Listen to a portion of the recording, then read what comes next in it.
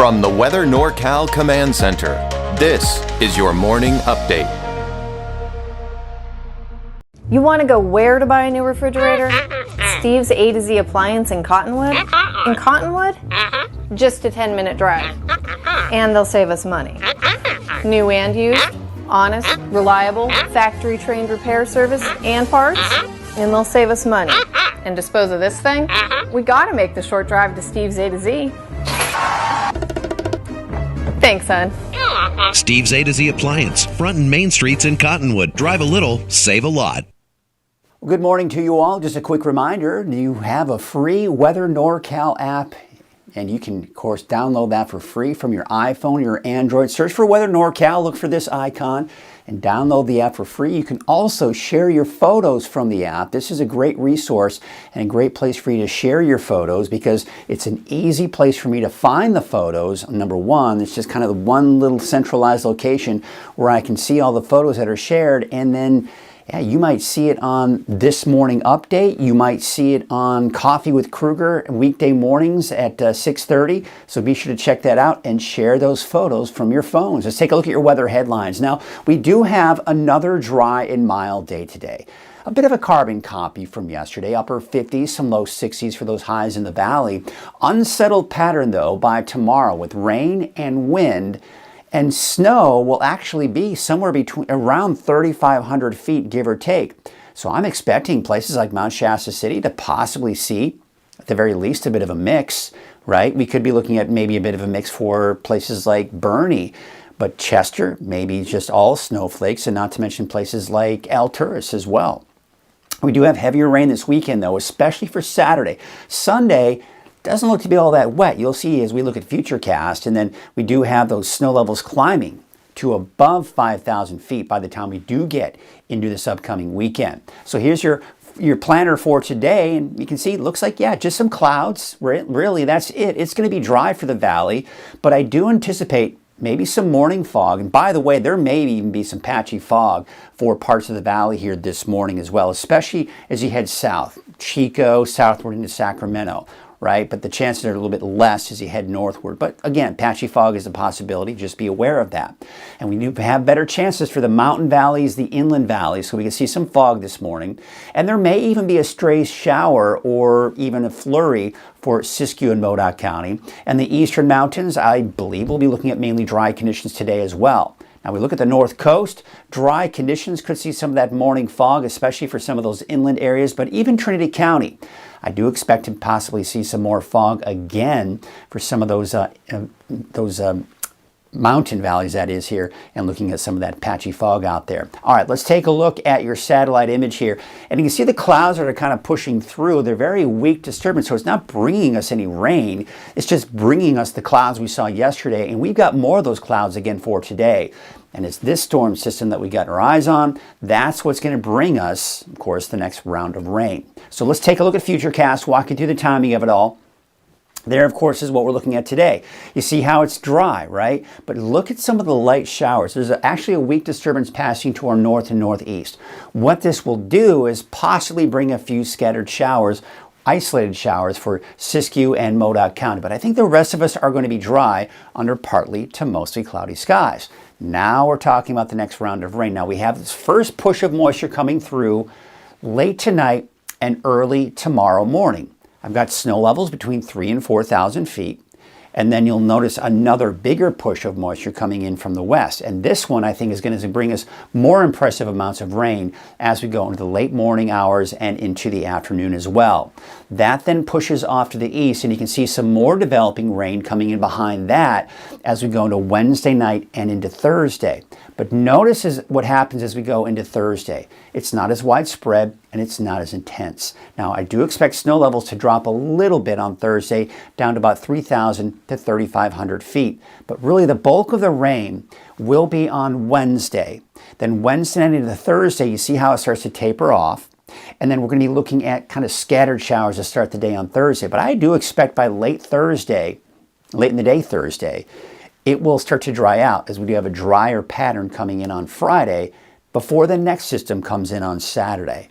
So rainfall estimates through Thursday morning, 10 a.m., It's pretty impressive, but again, keep in mind, most of it is on Wednesday. This is when we'll see the bulk of that rain here, and most of it will be along the coast and obviously not as much off to the north and east. Now we look at the snow, and this is what I was talking about, the potential of maybe a bit of a mix for places like Mount Shasta City and Boerne. We may even see some light accumulation for Chester, not to mention off towards portions of Modoc County as well. But again, you have to go up pretty high in elevation before you start seeing any of that significant snow. We could see even over a foot of snow for places like the ski park as well. That's looking pretty impressive. But there's Mount Shasta City. Again, you see we're just not seeing any accumulation there. But you can see in Highway 89, there could be some problems on Snowman Summit. Maybe as you're heading out to the ski park. But looking at the winter storm impacts over the next 3 days, you look at the I-5, we don't have any problems here with at least any major snow hitting the road there. So you'll probably won't run into many delays, that is, especially for Wednesday, just kind of the heavier rainfall. But there you can see Scott Mountain, yeah, most likely seeing some snow up there. And then, of course, the higher elevations as you head to the east. I think we'll be dealing with chain requirements tomorrow as we take you into the east of I-5 in some of those higher mountain passes. And then we look at the winter weather alerts, yeah, for northern Trinity County. Now, mainly for Highway 299, I don't anticipate any chain requirements there. It may be borderline on Buckhorn Summit, but overall, I think the main impact is going to be on Highway 3, especially as I start heading out towards Scott Mountain.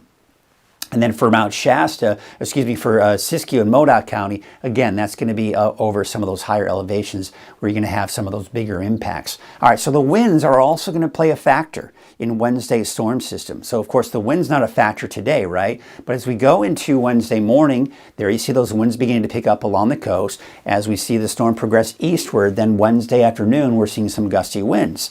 Upwards of 30, 35 miles per hour are a very good possibility.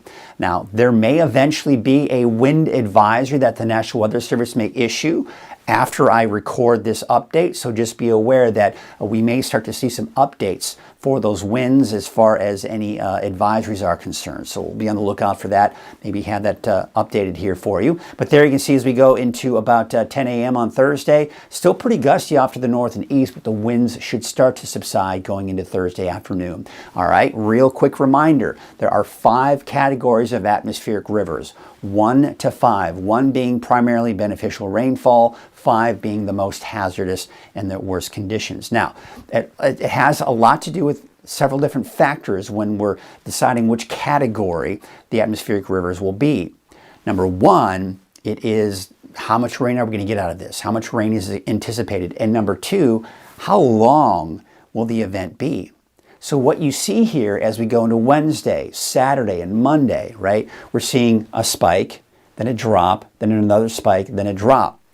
Now, the reason why this is not much of a concern is because of the fact that we're just not going to be looking at prolonged periods of rainfall. And what I mean by that is 3-4 days. You know, when you start getting into atmospheric river 4s and 5s, that's when you have a prolonged period of rainfall. And we're talking sometimes upwards of a week long, where it's just kind of steady rain for a very long period of time for several days. We're not seeing that with this series coming through. Yes, we've got some heavy rainfall coming for, a good portion of the day on Wednesday. We've got some heavy rainfall for a good portion of the day on Saturday. But that's it. It's for the one day. So during that one day, yes, there may be the potential, especially as we go into Saturday, because the ground will be so saturated, we could be looking at the potential for some minor flooding. Think about the last event where we did see some of that minor flooding in areas, especially in Glenn and Butte counties, and even parts of Tehama County, as you started getting that over the banks at the Tehama Bridge at the Sacramento River. So again, we could be looking at the potential, but it's not going to last for a long time, and it's not going to be a major flooding event. And of course, you can see even weaker going into Monday with that chance for rain. All right, so let's take a look at the moisture content and these atmospheric rivers as they pass through. So as we go to Wednesday, this is a very weak atmospheric river, but it is going to bring us some good rain, especially for the coast and even the valley, over half of an inch there, okay? Then we go into your Saturday. So Thursday afternoon, Friday looking fairly dry, but there's that atmospheric river. Now, 2 things to note. Number 1, it's a fairly kind of thin line of moisture. And number 2, it's mainly pointed to our south. So when you have these atmospheric rivers pointed towards south, we don't get the brunt of it.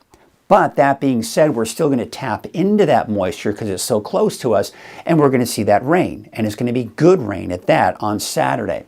Then this area of low pressure, it's beginning to look more and more like it's going to dive down to our south. All you have to do is get it a little bit more to the north, and now we've got a lot more rain. And we'll have rain on Sunday. But based on the projected path of this low for now, it's not supporting the potential for rain on Sunday. So as long as it stays to our south and the atmospheric river stays to our south, that wraparound moisture on that low is going to be too far to our south to really have much of an impact on us. Yes, still that slight chance that this could push a little bit more to the north, but for now, I'm keeping rain out of the forecast for Sunday. But as it progresses eastward and closer to us, we may see some wraparound moisture come in on Monday, but then Tuesday of next week, it looks like it may begin to dry out again. We'll see. All right, so we'll take a look at futurecast, and this will kind of give you a better perspective of the rain and the projections of rain. So as we go into your Friday, right, we're looking at dry conditions. Saturday, the atmospheric river. So again, mainly pointed down towards south, but the storm system itself is tapping into that moisture and bringing in that rain. And I think we're going to see possibly over an inch of rain as we go into Saturday for many areas. But there's that area of low pressure I was talking about to our south. So you see the wraparound, kind of the counterclockwise flow around that low, it's all to our south. So it's the Bay Area southward that will probably see that rain. But as it moves closer to us, moves to the east, we'll get caught up in that flow by Monday of next week, bringing us another shot for some rain. And again, possibly Tuesday, most of the energy will be down to our south, so it doesn't look like a whole lot coming our way Tuesday, and not to mention next Wednesday. Of course, we're looking a long ways out, but I wanted to show you some of the forecast rainfall totals from now all the way through next Tuesday. I mean, we're talking, I think on average, 3 inches, give or take, for the valley. I've been kind of seeing it kind of go up and down a little bit here, depending on which forecast model you look at. But I think there are some places like the north end of the valley that could see more than 3 inches. But you head to the south, probably less than 3 inches of rainfall. And of course, some good rainfall heading along the coast as well. So here are your wave heights as we go into your Tuesday, this afternoon. There you can see about 6 feet. Now, as the storm system approaches on Wednesday, those wave heights are going to increase upwards of around 8 to 9 feet. All right, so let's go ahead and take a look at your marine forecast for your Tuesday. Winds from the south at 5 to 10 knots. Waves from the northwest at 6 feet and about 12 seconds. So here's your Trinity County neighborhood forecast. So we'll take a look at the 7-day forecast for Weaverville and kind of give you an idea what we can expect for all of Northern California. All right, so here you can see, of course, you've got dry conditions today. We'll call it mostly cloudy. But I do anticipate some rain, and could be heavy at times, and gusty winds on Wednesday. Thursday, we'll be looking at the potential for some more activity, especially for the first half of the day. But by Thursday afternoon, it dries out. Dry for Friday, Saturday more rain, Sunday dry, and then more rain coming in on Monday. Here's your North Coast neighborhood forecast. 56 in Eureka, 58 degrees for Blue Lake, and 55 degrees in Honeydew. You take you up north with 56 degrees for Smith River, 54 in Crescent City, 56 for Trinidad and Hoopa, about 57 degrees. Here's your Siskiyou County neighborhood forecast. 57 degrees for Happy Camp, 52 out in Fort Jones, as well as Gazelle, and 49 degrees in Weed. All right, there, of course, you can see your Mount Shasta 7-day forecast. By the way, there could be an isolated shower for parts of Siskiyou County, and not to mention Modoc County here for today. But for the most part, it's dry, even for Siskiyou and Modoc counties today. 44 degrees for Aden, 45 degrees for Calpines, and there you can see Alturas about 45 degrees.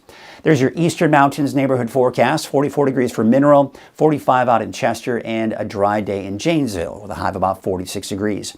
And your Valley neighborhood forecast, temperatures, I think, could kind of flirt with those 60-degree readings, much like it was yesterday, as a matter of fact. There's that wet weather coming in on Wednesday, heavy and gusty winds at times.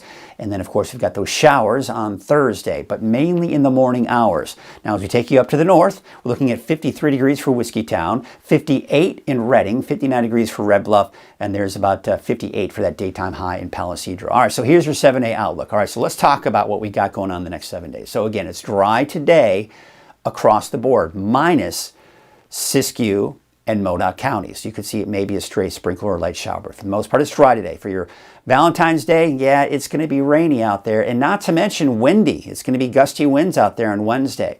Now, Thursday, you've got some showers, especially in the morning. But by Friday, for now, it dries out. Saturday, rain. Sunday, dry. Monday, on President's Day, looking at more showers. Now, I can tell you this right now. This 7-day forecast is going to look different over the next few days. We may eventually include rain on Sunday. We'll see. But for now, this is what the latest forecast models are indicating. And quite honestly, the long-range forecast models are in pretty good agreement as far as at least the timing of these storms as they push through.